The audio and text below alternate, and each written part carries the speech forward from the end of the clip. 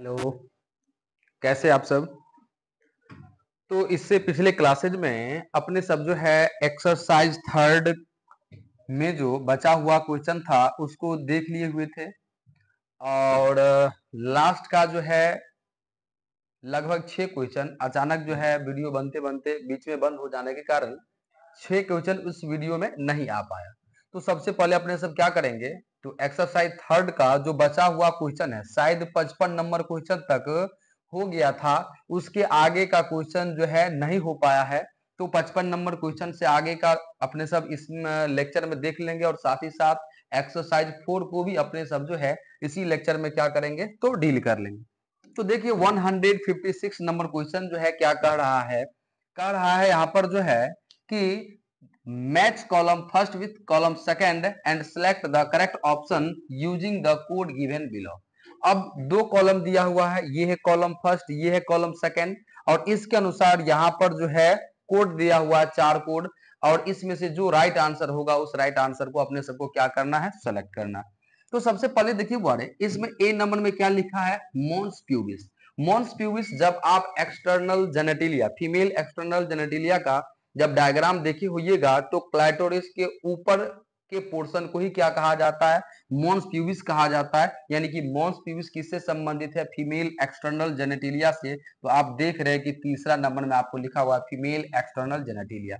इसके बाद लिखा है एंट्रम के बारे में। तो हमेशा याद रखिएगा एंट्रम किससे संबंधित होता है, ग्राफियन फॉलिकल से। किससे संबंधित होता है, ग्राफियन फॉलिकल से। और सी नंबर में क्या लिखा है, ट्रोफैक्टोडर्म, जो कि किससे संबंधित होता है, इम्ब्रियो से। और लास्ट में क्या लिखा हुआ, नेब कर्ण। और हमेशा याद रखिएगा नेब कर्ण किससे संबंधित होता है, स्पर्म से। वैसे आपके मन में हो सकता है कि नेब कर्ण जो है क्वेश्चन आता होगा कि नेब कर्ण का मतलब क्या होता है।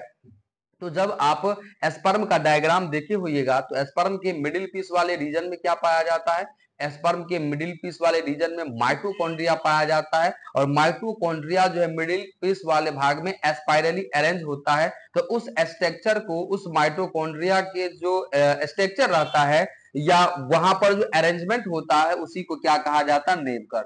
तो नेबकर्ण किससे संबंधित है, स्पर्म से। अब देखिए यहाँ पर 4 ऑप्शन है, 4 ऑप्शन में देखिए वो ए का कितना नंबर अपने सब लगा है, तीसरा। अब देखिए ए का है पहला, तो सबसे पहले ये ऑप्शन क्या हो जाएगा, गलत। दूसरा में देखिए क्या है, ए का तीसरा, ये सही है। तीसरा में भी ए का तीसरा करा, चौथा में भी ए का तीसरा करा। चलिए अगला देखते हैं।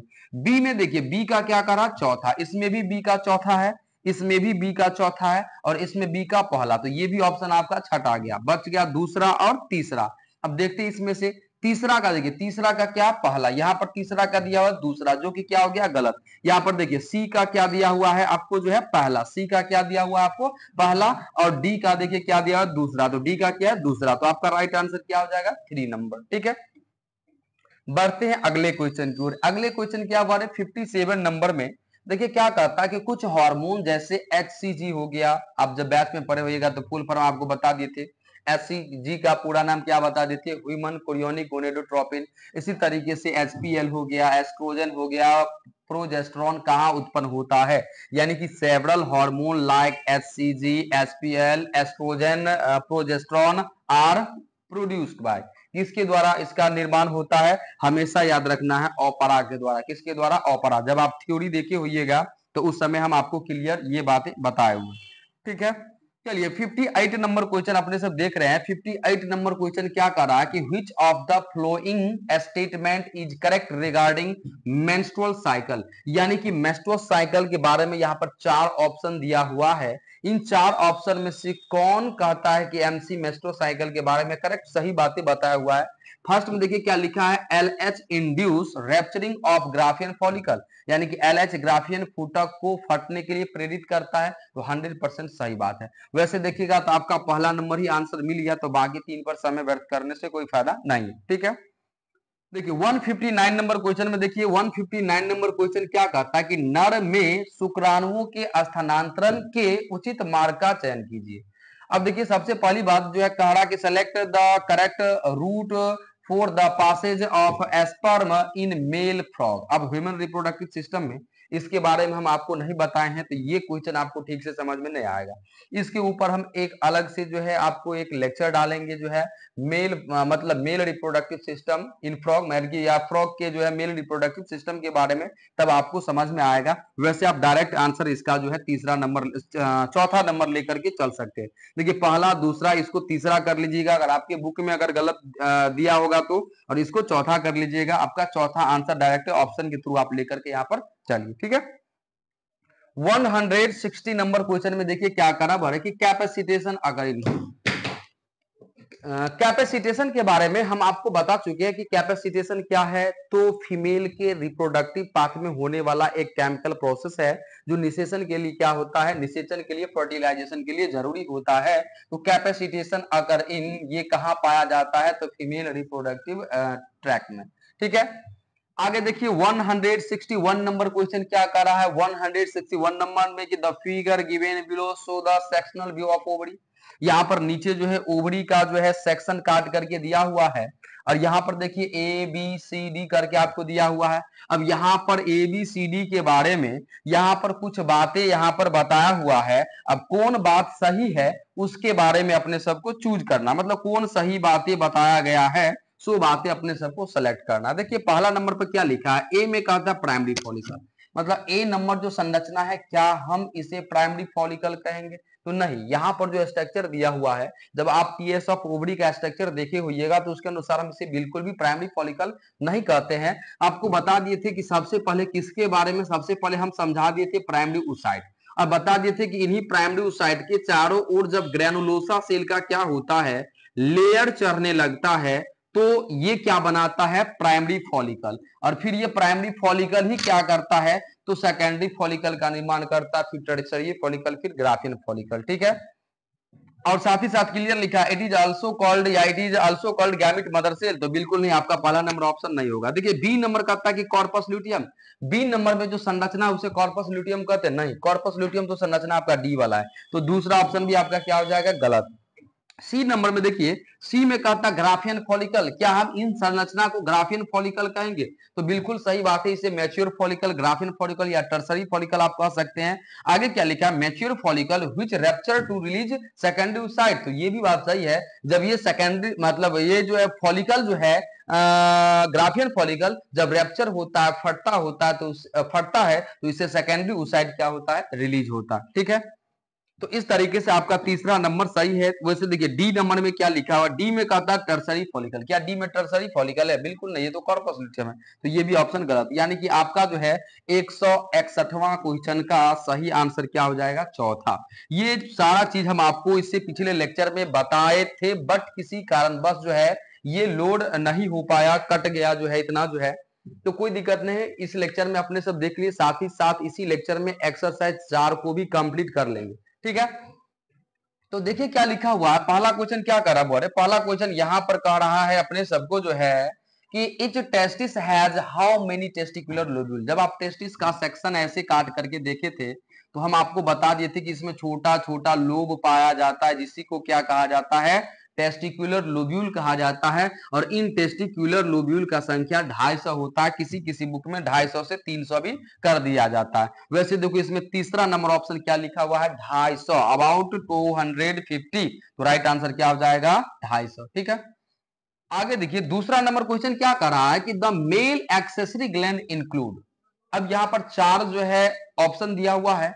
अब इन 4 ऑप्शन में से कौन जो है मेल एक्सेसरी ग्लैंड के अंतर्गत आता है? देखिए पहला क्या लिखा है, प्रोस्टेट ग्लैंड, दूसरा क्या लिखा है, बल्बो यूरेथ्रल ग्लैंड, तीसरा क्या लिखा है, सेमिनल वेसिकल। वैसे अगर बात करेंगे इसके नंबर का, तो आपको पता है कि मेल में ये वैसे जो है तीनों का तीनों एक्सेसरी ग्लैंड पाया जाता है।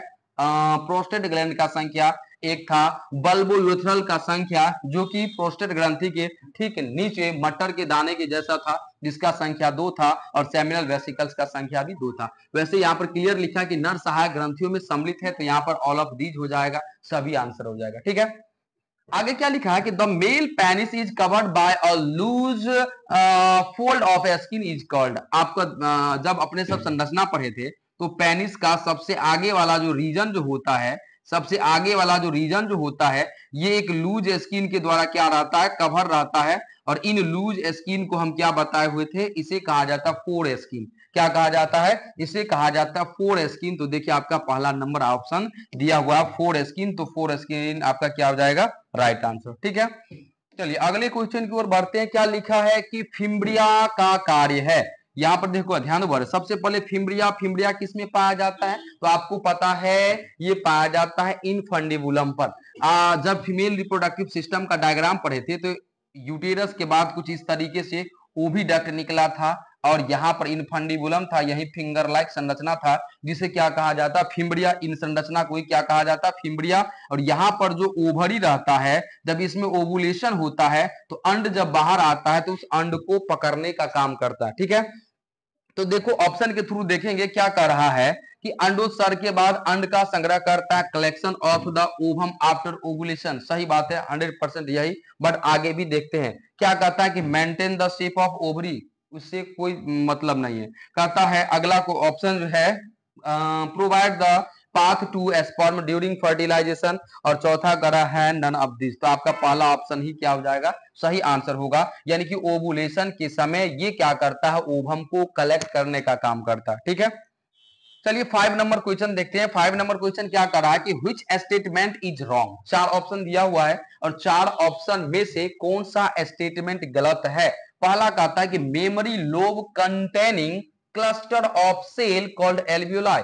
जब आप स्ट्रक्चर ऑफ मेमोरी ग्लैंड का संरचना जब देखे थे तो आपको पता है जब इसको सेक्शन काटे थे तो इसमें 15 से 20 जो है आपको मेमोरी लोब मिला था और उसमें बहुत सारे ग्रुप लाइक या ग्रेप्स लाइक जो है संरचना देखने को मिला था जिसे एल्वियोलाई कहे थे। तो ये बात आपका क्या है, सही है। देखो ऑप्शन मतलब क्वेश्चन क्या करता, कौन सा कथन जो है गलत है यानी रॉन्ग है, तो गलत वाला अपने सबको ढूंढना है। दूसरा कहता है कि uterus is also called womb, uterus को बचदानी कहा जाता है, तो ये भी बात आपको सही है। तीसरा कहता है कि the last part of the oviduct is called ampulla, बिल्कुल भी नहीं। ओविडक्ट के लास्ट पार्ट को इस्थमस कहा जाता है। क्या कहा जाता है, इस्थमस कहा जाता है। तो यही पॉइंट आपका क्या है, गलत है। वैसे आगे देखो क्या लिखा है, stroma of ovary divided into 2 zone. तो सही बात है, ओवरी का एस्ट्रोमा 2 जोन 2 रीजन में यह बटा होता है। तो आपका राइट आंसर क्या हो जाएगा, तीसरा नंबर। गलत ऑप्शन अपने सबको चूज करना था, तो गलत ऑप्शन आपका तीसरा ही है। बाकी सभी पॉइंट क्या है, सही है। चलिए अगला क्या कहता है, बोले अगला कह रहा है कि spermatogenesis start the increase the secretion of. ध्यान दीजिए बोले कहता है स्पर्मेटोजेनेसिस शुक्राणु जनन का जो क्रिया जो होता है, कहता है कि तब शुरू होता है जब श्रवण बढ़ता है। GnRH गोनेडोट्रोपिन रिलीजिंग हार्मोन बता दिए थे, हाइपोथैलेमस से रिलीज होता है। जब हाइपोथैलेमस से रिलीज होता है तो ये एंटीरियर पिट्यूटरी ग्रंथि को स्टिमुलेट एक्टिव करता है, जिससे 2 हार्मोन निकलता है, ल्यूटिनाइजिंग हार्मोन जिसे शॉर्ट में LH कहा जाता है, दूसरा है FSH फॉलिकल स्टिमुलेटिंग हार्मोन कहा जाता है। और उसके बाद ही जाकर के स्पर्मेटोजेनेसिस क्या होता है, कंप्लीट होता है। तो आपका इन ऑप्शन को देखते हुए राइट आंसर क्या हो जाएगा, GnRH। ठीक है, चलिए अगला क्वेश्चन देखते हैं। एंट्रम इज, एंट्रम कहां देखने को मिलता है, तो एंट्रम कहां देखने को मिलता है, तो ये देखने को कहां पर मिलता है, चलो ऑप्शन के थ्रू देखते हैं। वैसे आप एंट्रम को कहां पर देखे थे, ग्राफियन फॉलिकल में। कहां पर देखे थे, ग्राफियन फॉलिकल। इस तरीके से जो संरचना जो है यहाँ पर क्या रहता है, ओभा रहता है, इसमें खाली जगह वाला जो संरचना है इसी को क्या कहा जाता है, एंट्रम। बट देखो क्या लिखा है कि फ्लूइड फिल्ड फॉलिकल कैविटी कह सकते हैं, या आंसर फॉलिकल कैविटी में जो फ्लूइड जो भरा रहता है उस भाग को क्या कहा जाता है, एंट्रम। आगे देखो एन इनर थेका इंटरना, बिल्कुल नहीं। द मैच्योर फॉलिकल को एंट्रम कहा जाता है, बिल्कुल नहीं। फ्लूइड लेस फॉलिकल कैविटी, बिल्कुल नहीं। तो आपका राइट आंसर क्या हो जाएगा, पहला नंबर ही हो जाएगा।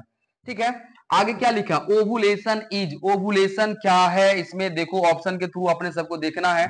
आप पढ़ चुके हैं ओवुलेशन का मतलब क्या होता है, ओवा का या द्वितीय कोसाइट का ओवरी से रिलीज होना या ओवरी से बाहर आना। जब ग्राफियन फॉलिकल फटता है तो ओवरी से द्वितीय कोसाइट या ओवा क्या होता है, रिलीज होता है। उसी प्रोसेस को क्या कहा जाता है, ओवुलेशन। बट देखो क्या कहता है यहाँ पर, releasing of secondary oocyte from ovary. Right answer आपका यही है। बट देखो ऑप्शन आगे का कहता है releasing of primary oocyte from ovary, तो प्राइमरी oocyte के समय बिल्कुल भी नहीं होता है, यह सेकेंडरी oocyte के समय होता है, तो ये ऑप्शन गलत है। Releasing of first polar body, कोई इससे मतलब नहीं। रिलीजिंग ऑफ ग्राफिन फॉलिकल, बिल्कुल भी नहीं। तो आपका राइट आंसर क्या हो जाएगा, पहला नंबर। अगर आप ठीक से मेरा लेक्चर अगर आप क्लास में पढ़ते हैं तो ये चीज आपको बिल्कुल मतलब समझने में कोई दिक्कत नहीं होगा। ऑब्जेक्टिव थोड़ा सा हिंट्स देंगे, आप स्वयं बना लीजिएगा, ठीक है। क्या लिखा, for normal fertility how many percentage of sperm must have normal shape and size. मतलब कहता है कि समान जनन क्षमता के लिए कितने प्रतिशत शुक्राणुओं की समान आकृति व आकार होना चाहिए। याद रखिएगा 60% जो स्पर्म जो है वो समान शेप और साइज के होने चाहिए, ठीक है। तो राइट आंसर आपका हो जाएगा फोर्थ नंबर 60%। चलिए अगला क्वेश्चन की ओर देखते हैं, क्या लिखा हुआ 10वां नंबर क्वेश्चन में। 10वां नंबर क्वेश्चन कर रहा है कि in which duration menstrual cycle both LH and FSH attain a peak level. कहता है कि रज चक्र की किस अवधि में एलएच तथा एफएसएच उच्च स्तर प्राप्त करते हैं। तो आप देखिए होइएगा एमसी के सबसे मध्य में, सबसे बीच में 14वां दिन के आसपास जो है एलएच और एफएसएच लेवल का सबसे मतलब एलएच और एफएसएच दोनों हार्मोन का लेवल सबसे हाई देखा जाता है। तो देखो कहता है अंतिम सप्ताह में, बिल्कुल नहीं। मिडिल ऑफ साइकिल बिल्कुल सही है। आगे क्या लिखा है, इनिशियल डे ऑफ साइकिल बिल्कुल नहीं। चक्र में चौथे दिन बिल्कुल नहीं। तो आपका दूसरा नंबर क्या हो जाएगा, राइट आंसर। चलिए अगला क्वेश्चन को देखते हैं अपने सब। 11 नंबर क्वेश्चन क्या करा कि which statement is not correct. यहां पर 4 ऑप्शन दिया हुआ है और 4 ऑप्शन में से कौन सा ऑप्शन करेक्ट नहीं है, कौन सा ऑप्शन सही नहीं है। देखो क्या लिखा, in the absence of fertilisation the corpus luteum degenerate, मतलब निषेचन के अनुपस्थिति में, यानी जब फर्टिलाइजेशन नहीं होता है तो कॉर्पस ल्यूटियम डिजनरेट हो जाता है। तो सही बात है, कॉर्पस ल्यूटियम कॉर्पस अल्बिकेंस का निर्माण करता है, धीरे धीरे डिजनरेट हो जाता है। सही ऑप्शन ये है, बट आगे का ऑप्शन भी अपने सब देख लेंगे। क्या लिखा है, during pregnancy all events of menstrual cycle stop. नहीं, देखो बार क्वेश्चन एक बार पढ़ लो, क्या कहता है, कौन सा कथन सत्य नहीं है। मतलब 3 ऑप्शन सही दिया होगा, एक ही ऑप्शन गलत दिया होगा, तो ये आपका सही है। ये भी बात सही है। देखो क्या कहता है, गर्भावस्था के दौरान रक्तचक्र की सभी घटनाएं बंद हो जाती है। तो जब ये गर्भावस्था हो आ जाता है तो सारा का सारा घटना जो एमसी का होता है वो क्या हो जाता है, बंद हो जाता है।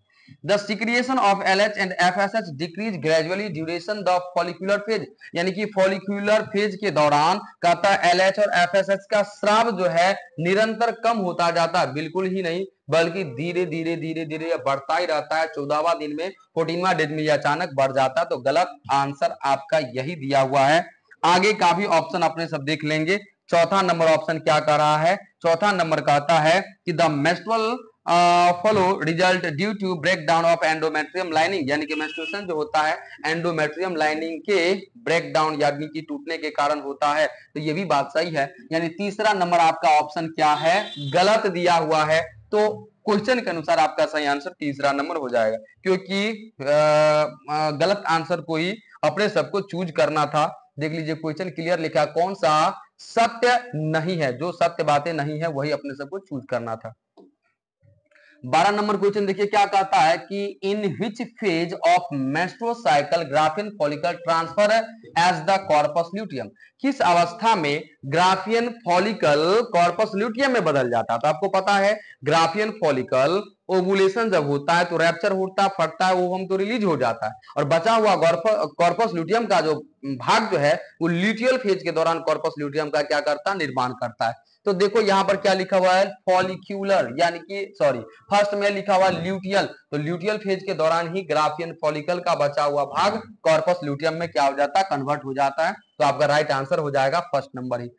13 नंबर क्वेश्चन देखिए क्या कहता है कि विच hormones is essential for maintenance of the endometrium. कहता है एंडोमेट्रियम के रख रखाव के लिए कौन सा हार्मोन आवश्यक है। यहां पर देखिए बारे, एक है एफएसएच फॉलिकल स्टिमुलेटिंग हार्मोन, एक है एलएच ल्यूटिनाइजिंग हार्मोन, और एक क्या है बारे, एक है आपको एफएसएच, एक है एलएच, दूसरा क्या है, दूसरा है प्रोजेस्टेरॉन, और तीसरा क्या है, एस्ट्रोजन है। तो राइट आंसर क्या हो जाएगा अपने सबका जो है, तो राइट आंसर हो जाएगा अपने सबका प्रोजेस्टेरॉन, ठीक है। अगला क्वेश्चन 14 नंबर क्वेश्चन क्या कर रहा है, which of the following is an indicator of normal reproductive phase and extend between menarche and menopause। कहता निम्न में से कौन सा सामान्य प्रजनन अवस्था का सूचक है और मीनार्क और मीनोपॉज के बीच विस्तारित होता है। देखो पहला क्या लिखा है, मेंस्ट्रुएशन, दूसरा क्या लिखा है, एस्ट्रस साइकिल, तीसरा क्या लिखा है, ओवुलेशन, और चौथा में क्या लिखा हुआ है, इम्प्लांटेशन। क्या होगा राइट आंसर जो है, बताइए जो है क्या करा अपने सबका क्वेश्चन क्या करा। सो पढ़ो जो है, कहता निम्न में से कौन सा सामान्य प्रजनन अवस्था का सूचक है और मीनार्क और मीनोपॉज के बीच विस्तारित होता है। तो सबसे पहली बात हम आपको बता चुके हैं, मीनार्क का मतलब क्या होता है। मीनार्क का मतलब ये है कि जब प्राइमेट्स में यानी ह्यूमन, मंकी और एप में सबसे पहली बात क्या होता है, मेस्टोसाइकिल, और मेस्टोसाइकिल में ही मीनार्क और मीनोपॉज को देखा जाता है। और बता दिए थे हम आपको कि जब लाइफ में पहली बार क्या होता है, एमसी स्टार्ट होता है तो उसे मीनार्क कहा जाता है। आफ्टर 45 to 50 यानी 45 से 50 वर्ष या 50 वर्ष के बाद या 50 वर्ष की आयु में जब जो है फीमेल में ये एमसी बंद हो जाता, मेस्टोसाइकिल बंद जो हो जाता, उसी को क्या कहा जाता, मीनोपॉज कहा जाता। नहीं तो राइट आंसर अपने सबका यहाँ पर क्या हो जाएगा, मीनोपॉज नहीं, मासिक चक्र हो जाएगा। क्या हो जाएगा, मासिक चक्र हो जाएगा, मेंस्ट्रुअल साइकिल हो जाएगा। 15 नंबर क्वेश्चन देखिए क्या कर रहा है। 15 नंबर क्वेश्चन कहता फर्टिलाइजेशन टेक प्लेस इन, आपको पता है फर्टिलाइजेशन ओविडक्ट के एम्पुला वाले भाग में होता है। अब देखो क्या लिखा हुआ है, सर्विक्स दिया हुआ है, होगा बिल्कुल नहीं। एम्पुलरी स्टमक जंक्शन होगा, यही हो जाएगा आपका राइट आंसर जो है। तीसरा में लिखा है स्टमस, बिल्कुल भी नहीं होगा। वेजाइना, बिल्कुल भी नहीं। तो आपका राइट आंसर क्या हो जाएगा, दूसरा नंबर। ठीक है, एम्पुलरी स्टमस जंक्शन भी आप कह सकते हैं, फैलोपियन ट्यूब भी कह सकते हैं, एम्पुला भी कह सकते हैं। आगे देखो क्या लिखा है, नेक्स्ट क्वेश्चन जो है, नेक्स्ट क्वेश्चन आपको ये कह रहा है कि 8 से 16 ब्लास्टोमियर युक्त भ्रूण कहलाता है, यानी कि the embryo with 8 to 16 blastomere is called, clear आपको थ्योरी में हम लिखाए हुए क्या कहते हैं, मोरूला कहते हैं। यानी कि एम्ब्रियो का या ब्लास्टोमियर का या भ्रूण का जो है 8 से 16 कोष की अवस्था जो होता है उसे मोरूला कहा जाता है, क्योंकि 8 से 16 सेल स्टेज जो होता है ब्लास्टोमियर का वो मुलबेरी फ्रूट के समान दिखाई देता है, इसीलिए उसे क्या कहा जाता है, मोरूला कहा जाता है। ठीक है, चलिए अगला क्वेश्चन देखते हैं। 17 नंबर क्वेश्चन क्या कर रहा है, 17 नंबर क्वेश्चन कर रहा है कि during implantation the blastocyst become embedded in the which layer of the uterus. सबसे पहली देखो क्या करा बोले कि इम्प्लांटेशन के समय एम्ब्रियो का या ब्लास्टोसिस्ट के किस लेयर के साथ वो इम्प्लांट करता, तो हम आपको बता दिए थे कि जब इम्प्लांटेशन होता है तो एम्ब्रियो जो है ब्लास्टोसिस्ट कंडीशन में रहता है। किस कंडीशन में रहता है, ब्लास्टोसिस्ट कंडीशन में। और ब्लास्टोसिस्ट कंडीशन में ये दो भाग में बटा रहता है, एक है इनर सेल मास और दूसरा क्या रहता है, इसे कहा जाता है ट्रोफोब्लास्ट। क्या कहा जाता है, ट्रोफोब्लास्ट। और ट्रोफोब्लास्ट वाला लेयर जैसे ही एंडोमेट्रियम के लेयर के साथ अटैच करता है, एंडोमेट्रियम के लाइनिंग में तेजी से क्या होता है, सेल में डिवीजन होता है और वो ब्लास्टोसिस्ट को क्या करता है, अपने मतलब चारों ओर से कवर कर लेता है। और इस तरीके से ट्रोफोब्लास्ट के जरिए जो है यह एम्ब्रियो एंडोमेट्रियम में इंप्लांट कर जाता है। तो इस ऑप्शन को देखते हुए आपका राइट आंसर क्या हो जाएगा, ट्रोफोब्लास्ट। क्या हो जाएगा, ट्रोफोब्लास्ट। ठीक है, कहता the mitotic division start as the zygote move through the खाली स्थान of the oviduct called cleavage. कहता है कि जैसे ही युग्मज अंडाशय के खाली स्थान से गुजरता है वैसे ही समसूत्री विभाजन क्या हो जाता है, समसूत्री विभाजन हो जाता है, जो कि विदलन कहलाते हैं। पहला लिखा है एम्पुला, तो सही बात है, एम्पुला में फर्टिलाइजेशन होता है, एम्पुला से गर्भाशय की ओर गुजरता है। दूसरा लिखा हुआ स्टमस, तीसरा में फिम्बरिया,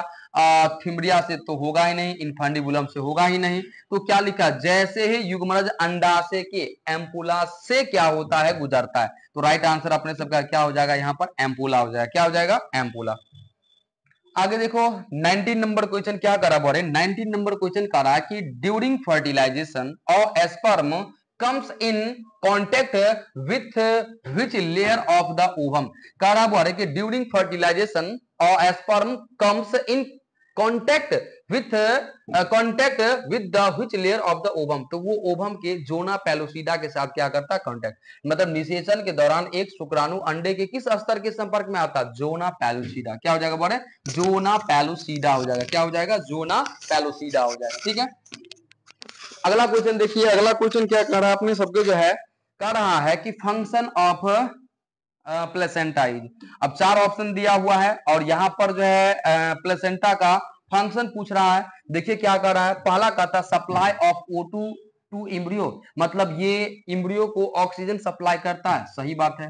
दूसरा कहता है removal of CO2 produce by the embryo, embryo के द्वारा जब ये ऑक्सीजन जाएगा, ऑक्सीडेशन केमिकल प्रोसेस होगा, मेटाबॉलिज्म होगा, वहां पर जो है ऑक्सीजन की उपस्थिति में न्यूट्रिएंट या जो कॉम्प्लेक्स मॉलिक्यूल है छोटे छोटे मॉलिक्यूल में टूटेगा तो कार्बन डाइऑक्साइड का निर्माण होगा, तो उसको रिमूव करने का काम किसका होता है, तो प्लेसेंटा का होता है। तो ये भी बात क्या है, सही है।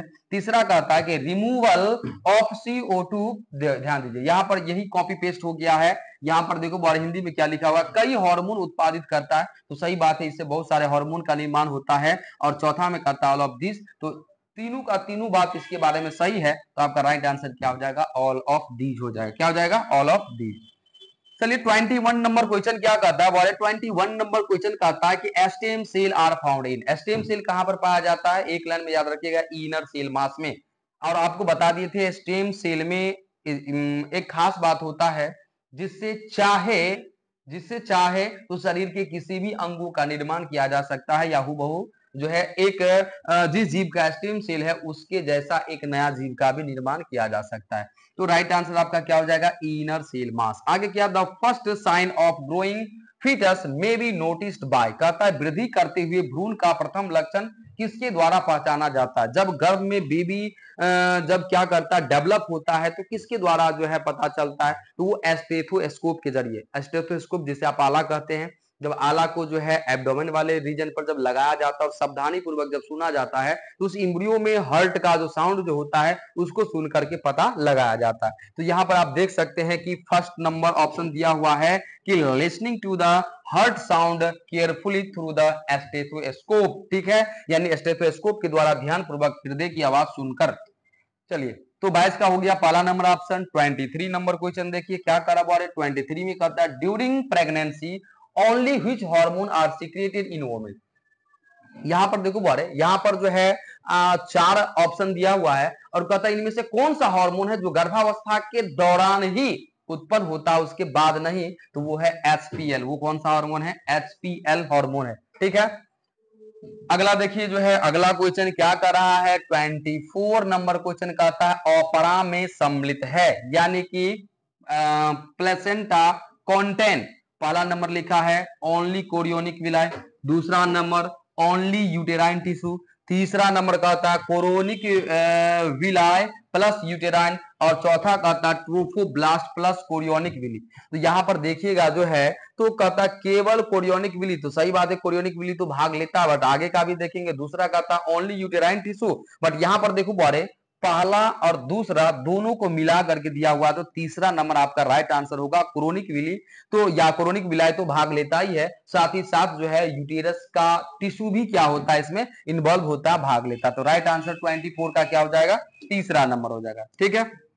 चलिए 25 नंबर क्वेश्चन की ओर बढ़ते हैं अपने सब आगे जो है। 25 नंबर क्वेश्चन क्या कहता है कि the average duration of human pregnancy is about 9 month which is called, मतलब मनुष्य में जो 9 मंथ का जो प्रेगनेंसी होता है उसे क्या कहा जाता है, गेस्टेशन पीरियड, क्या कहा जाता है, गेस्टेशन पीरियड कहा जाता है, गर्भावधि कहा जाता है, तो gestation is right answer. 26 number question देखिए क्या लिखा, पार्सुरेशन इज इंड्यूस्ड बाय, प्रसव उत्प्रेरित किया जाता है किसके द्वारा, पहला देखिए पहला ऑप्शन क्या कहता है, कॉम्प्लेक्स न्यूरो एंडोक्राइन मैकेनिज्म के द्वारा जो है, तो यही आपका वैसे राइट आंसर होगा। आगे ध्यान दोबारा थ्योरी के जरिए पढ़ाए हुए हैं कि न्यूरो एंडोक्राइन मैकेनिज्म के द्वारा ही क्या होता है, तो प्रसव उत्प्रेरित होता है। वैसे अगला ऑप्शन क्या लिखा, और सिंपल न्यूरो एंडोक्राइन मैकेनिज्म बिल्कुल नहीं, और न्यूरो एक्सोक्राइन मैकेनिज्म बिल्कुल नहीं, और फिजियोकेमिकल बिल्कुल नहीं, तो आपका सही आंसर है पहला नंबर ही, 26 का फर्स्ट आंसर ही हो जाएगा, ठीक है। 27 नंबर क्वेश्चन देखिए क्या कहता है कि the signal for parturition originate from, याद रखिएगा हमेशा जो है कि कोई बेबी अब उसका डिलीवरी होगा, यानी गेस्टेशन पीरियड खत्म हो चुका है, वो गर्भ से बाहर आएगा, तो इसका सिग्नल कहां से मिलता है, तो वो मिलता है प्लेसेंटा से। यहाँ पर देखो बोले एक पहला नंबर ऑप्शन भी आपको दिया हुआ है फुल्ली डेवलप्ड फीटस, हमेशा याद रखिएगा फुल्ली डेवलप्ड फीटस से भी मिलता है और प्लेसेंटा से भी। आपका आंसर तीसरा में देखिए बोथ लिखा हुआ है, एक एंड दो, फर्स्ट एंड सेकंड, तो राइट आंसर आपका हो जाएगा तीसरा नंबर, क्या होगा, राइट आंसर आपका हो जाएगा 27 का तीसरा नंबर। चलिए अगला क्वेश्चन देखते हैं। 28 नंबर क्वेश्चन क्या कह रहा है, 28 नंबर क्वेश्चन अपने सबको कह रहा है कि which hormone act as on uterine during parturition, कहता है कि प्रसव के दौरान कौन सा हार्मोन गर्भाशय पेशी पर कार्य करता है, हमेशा याद रखना ऑक्सीटोसिन। ऑक्सीटोसिन जब यूटेरस के वाल पर जब क्या होता है, सिक्रिएट होता है, जिसके कारण यूटेरस में तेजी से कंट्रैक्शन होता है और बेबी जो है वेजाइना के थ्रू या यूटेरस के सर्विक्स के थ्रू क्या करता है, मूव करता है। ठीक है, तो oxytocin is right answer. 29 number question क्या कहता है, which gland of female undergo differentiation during pregnancy, तो प्रेगनेंसी के दौरान मेमरी ग्लैंड में जो है डिफरेंशिएशन देखने को मिलता है, तो मेमरी इज राइट आंसर। ठीक है, आगे क्या है, सबसे लास्ट नंबर क्वेश्चन की which is correct for colostrum. Colostrum आपको बता दिए थे, जब ये बेबी का डिलीवरी होता है तो इनिशियल डेज शुरुआती दिनों में जो मदर के मेमरी ग्लैंड से या स्तन से जो मिल्क निकलता है उसी को क्या कहा जाता है, कोलेस्ट्रम कहा जाता है, जिसमें बहुत सारे जो है एंटीबॉडीज पाया जाता है, इम्यून सिस्टम पाया जाता है, जो बच्चे की इम्यून सिस्टम के लिए क्या होता है, जरूरी होता है। तो देखो क्या कहता है कि इसमें मतलब इट कंटेन सेवरल एंटीबॉडीज, सही बात है। दूसरा कहता है कि यह लैक्टेशन के अंतिम कुछ दिनों में निकलता है, तो बिल्कुल नहीं, यह लैक्टेशन के शुरू के दिनों में ही कुछ में निकलता है। यह एक फेरोमोन है, बिल्कुल नहीं। यह सफेद रंग का होता है, नहीं, यह येलो कलर का होता है। तो आपका राइट आंसर क्या हो जाएगा, फर्स्ट नंबर। आपका राइट आंसर क्या हो जाएगा, फर्स्ट नंबर। तो इस तरीके से आप जो है एक्स मतलब ह्यूमन रिप्रोडक्शन में जो एक्सरसाइज फर्स्ट दिया हुआ था, सेकंड दिया हुआ था, थर्ड दिया हुआ था, फोर्थ दिया हुआ था, इन सारे क्वेश्चन को आप जो है वीडियो के जरिए कंप्लीट कर चुके हैं। तो कल के क्लास में आपका टेस्ट है, आइए और टेस्ट कीजिए। Thank you.